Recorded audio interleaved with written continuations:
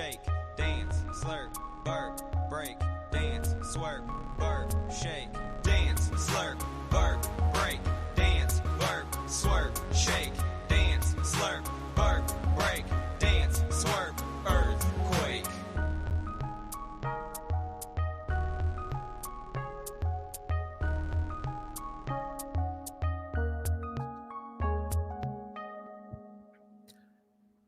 I cannot believe you guys talked me into this episode.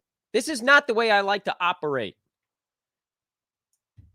I like to celebrate the wins. I like to avoid the losses. You guys know that's the Dan Besbris method. We don't take chances on draft night so that we can avoid possible pitfalls.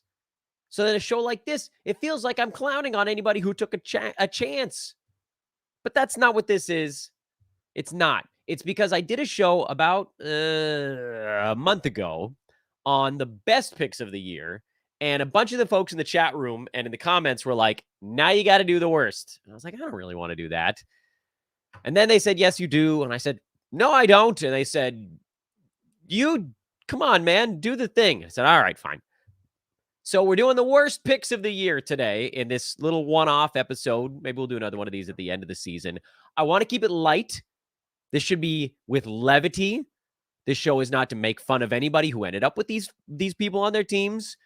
It is not to make anyone feel small for taking a chance and ending up with one of these players on their teams. This is so that we can laugh about it. As it happens, I don't have that many of these guys in the old man squad. But that's the thing.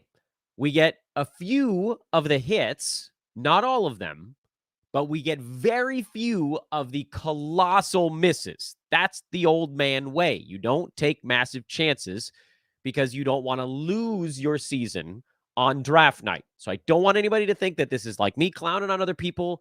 It's not. This is by request. We're going to have a little fun. It's going to be silly. We're going to laugh. I hope. Maybe cry a little. Anyway. Welcome to Fantasy NBA Today. I'm Dan Besbris. This is the worst picks of the season as we approach the trade deadline. I figured this was the reasonable time of year to do it. You guys already know who the number one is, but we're not going to start at number one. We're going to start at number 3 because there are 3 of them today. And number 3 is Scoot Henderson. Yeah. There are some good guesses, by the way. If you're watching live or even in the comments section, I would love to hear more opinions on this. In the chat room, someone already mentioned Andrew Wiggins as a possibility. And yes, he was very much close. He is not number 1. He is not number 2. He is not number 3. Scoot Henderson is number 3. And I wanted to make an example of a poor rookie on this because I thought, look, if I can take anything out of this show and if I can impart some kind of wisdom, it's don't spend a top 100 pick on a rookie ball handler. It doesn't work. Scoot Henderson had an ADP of 96.7, which effectively makes him an 8th rounder. And his per game rank on Yahoo right now is 373, which is a not very subtle way of saying you're better off just taking zeros out of that roster slot. Better off taking zeros. Scoot is averaging 12.2 points, 3 rebounds, 4.5 assists, 0.6 steals, and 0.3 blocks with 3 turnovers, 78.5% free throw, and 37% from the field. You have to be punting about 8 out of the 9 categories for Scoot to be a net gain. The one you would not be punting would be the 4.6 assists. This does not preclude Scoot from having a good second. Well, it's less than a half now. How far along are we today? 56, 57% through the year. So this doesn't preclude Scoot from having a decent last 40% of the year. I would venture to guess that he'll probably have a pretty good last 15 to 20%. But so far, he's in the top 3 because you spent an 8th rounder on it. And I get it. You're like, well, come on, 8th round. What does that even really mean? Well, I have bad news for all of you. It means a lot because the other guys with an ADP near that point, which I think, let's see, we'll pull this number up here and make sure we get the names right that you could have drafted around where Scoot went at, again, 96 and change. Oh,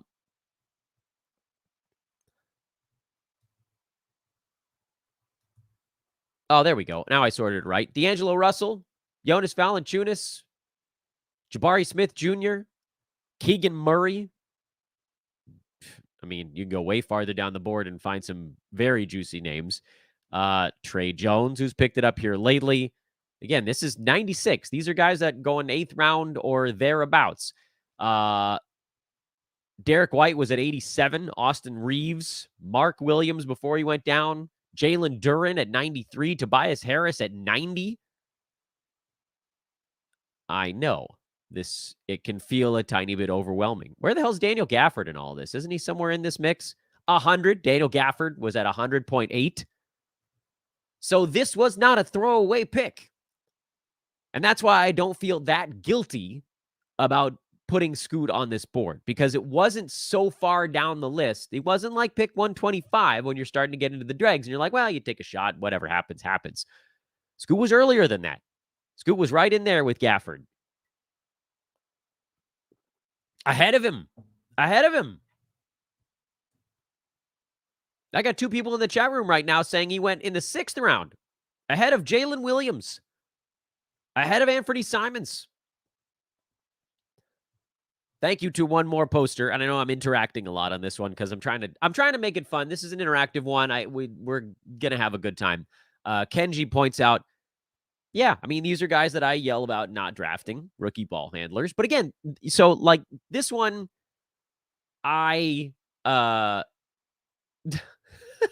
this guy in the chat room, they're talking about me. He writes, Scoot ruined my life. Oh, that's amazing. So this one I thought I could impart a lesson along with it. The lesson here is you just don't take a shot on rookie ball handlers inside the top 100. You don't do it. I had Chet Holmgren on my old man squad board, and I explained in excruciating detail why that one is so different. And then Wembanyama is just sort of his own universe of pick. But you don't want someone who is at the mercy of a horrible field goal percent or extremely high turnovers unless there's going to be something that's so over the moon about them that they can wipe that out. And for most of these guys, it isn't the case. Some people in their minds, they think back, they're like, oh yeah, Trae Young, didn't he have a good rookie year? No, he was dog doo through February. He got really good the last month and a half. That's like your best case scenario for these guys. Number 2 will surprise a few of you, and it is Josh Giddy. Some good guesses in the chat room. You guys all know who number 1 is. But number 2, I think this is the one that's going to surprise a few people. No one's really noticed how bad Josh Giddey's been this year. But I want to make sure you all notice it today because Josh had an ADP of 58.9. That's a 5th rounder. And he's currently ranked number 167 in 9 category leagues. On 24 and change minutes per ball game, his minutes have gone down. His production has gone down. He's been largely healthy, so at least I guess there's that, which you can't actually say for Scoot. He missed a bunch of time earlier in the year, so at least Giddy's been healthy. But I wanted to try to avoid putting guys in this list, this top 3, that were punt type guys. And Scoot's not a punt guy. Like I said, you basically have to punt 8 categories for him to be a winner. And for Giddy, you basically have to punt 7. He is sub-league average in scoring, threes, steals, blocks, field goal percent, turnovers by a little, neutral in free throw percent, and a slight positive in rebounding and assists. That's not a guy you're trying to get in the 5th round. That might be a guy that could like say, okay, well, maybe I can build a little bit around this if I draft him at like 130. But that ain't going to fly in the 5th round. Notable players who were going around Josh Giddy in the draft this year: Brooke Lopez, Franz Wagner, Jalen Williams, Rudy Gobert. You want to go farther down the board or farther up the board? Either way, you're going to feel terrible about it. Up the board: Jared Allen, Alperen Şengün, Nick Claxton, OG Anunoby, who's now getting going. This was, I mean, listen, I don't think I have to convince you guys that someone you're drafting inside the top 60 was a throwaway pick. This was like a critical 5th round guy. This is where, who else went in the 5th round? Scotty freaking Barnes went in the 5th round, people. Like, you could have had a first rounder here. Tyrese Maxey went in the 5th round, people. Admittedly, they were towards the front end of it. Giddy was towards the back end. But you catch my meaning. This was not a throwaway moment.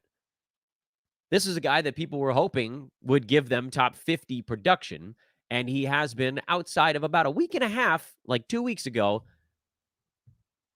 not playable in 9 category leagues. Not really playable in points leagues either. Like, if you drafted him in points leagues, you're like, well, at least his turnovers, percentages, they'll hold him down, but other stuff is going to be good. No, the other stuff is not very good either.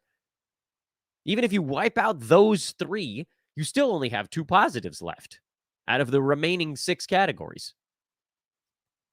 That's not good enough.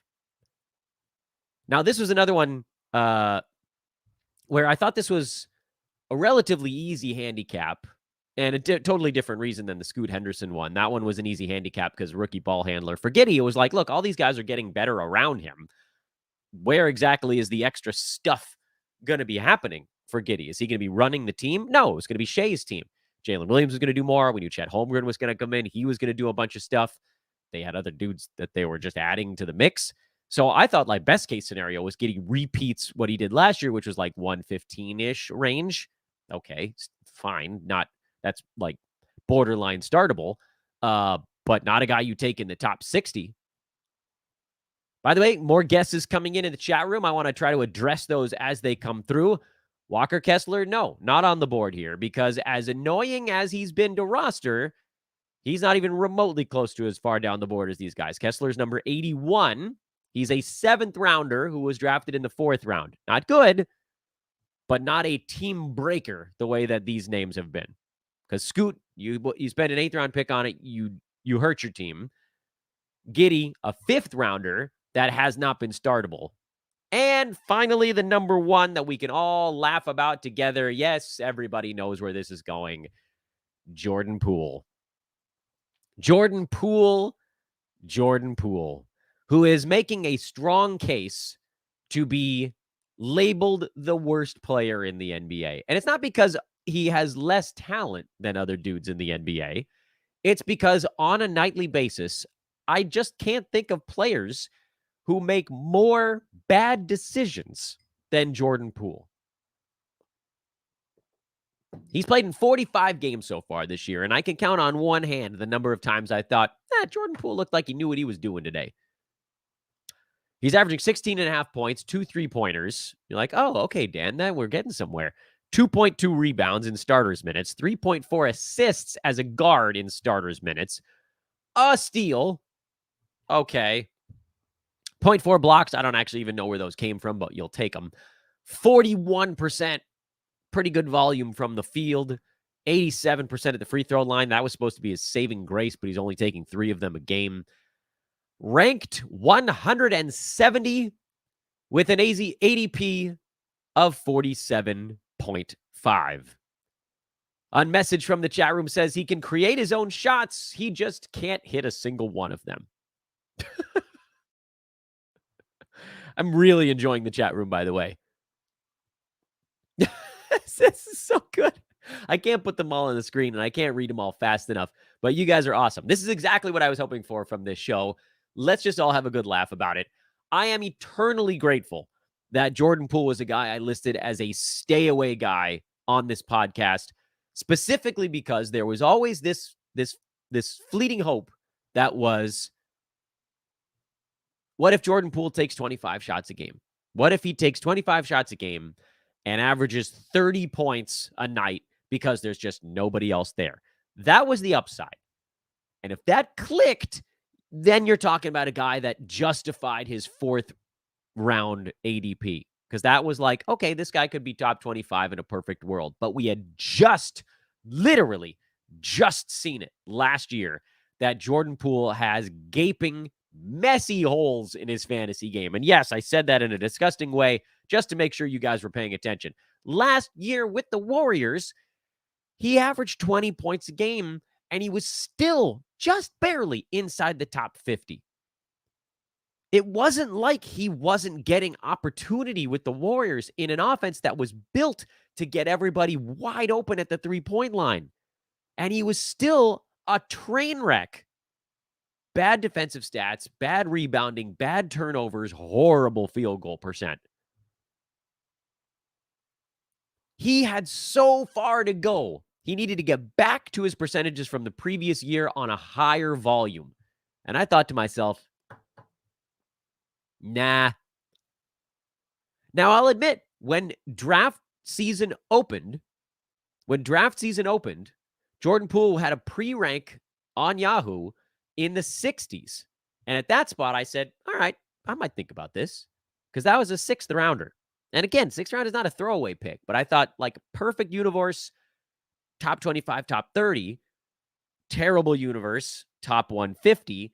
I could justify that type of risk in the 6th round. I cannot ever justify that kind of risk in the 4th round. And you guys definitely don't need me to go through the dudes that were getting drafted near Jordan Poole, because you already heard me talk about Tyrese Maxey and Scotty Barnes, and they went behind him.